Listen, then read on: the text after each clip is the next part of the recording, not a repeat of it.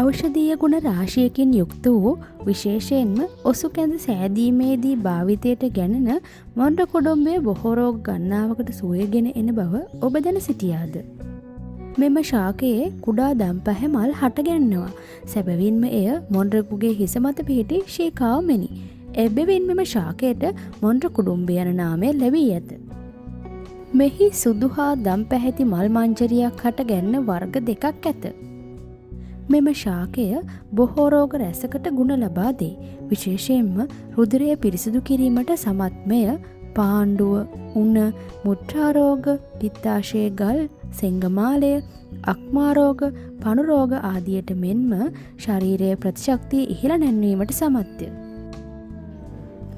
එපමණක් නොව වක්ගඩු රෝග, ස්නායු දුර්වලතාවලට, අක්ෂි දෝෂ, අංශභාග රෝගීන්ට, ගර්භාෂගත දෝෂවලට, ශරීර ප්‍රතිශක්තිය වැඩිවීමට, ලේ පිරිසිදු වීමට, ශරීරයේ සිසිල් කිරීමට, ලදරු මාන්දමට, සෙංගමාලයට, එමෙන්ම විලුඹ රිදීමට, දියවැඩිය රාගයට මෙන්ම වක්ගඩුවල ගල් දියවීමටත් මොණ්ඩ කුඩුම්බිය කොළ කැඳ සාදා පිළියෙල කර ගැනීම ගුණදායකයි.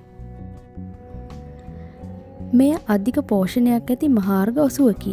මොණ්ඩ කුඩුම්බිය එක් කළ විට කැඳ මිහිරි රසයක් ගන්නවා.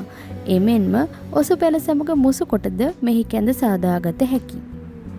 මොණ්ඩ කුඩුම්බිය කැඳ සතියකට දෙවතාවක් පමණ පානය කිරීමෙන් හිස කෙස් පැසීම ආදිය දුරු කර නිරෝගී කෙස් කලබක් ලබාගත හැකි. සමෙහි ඇතිවන අලුහම් සඳහා මෙහි කොළයුස ආලේප කරනු ලැබේ. එමෙන්ම සෙම් ගෙඩිවලට ලපටි දළු තම්බා උගර සේදීම ගුණදායකයි.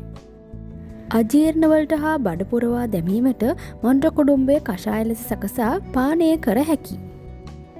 ඉතින් ඔබ මොණ්ඩ කුඩුම්බය කැඳක් ලෙස සකසා පානය කරන්නේ නම් ඉහත දැක් වූ බොහෝ රෝගයන් සමනය කර ගැනීමට එය පිටිවහලක් වේවි.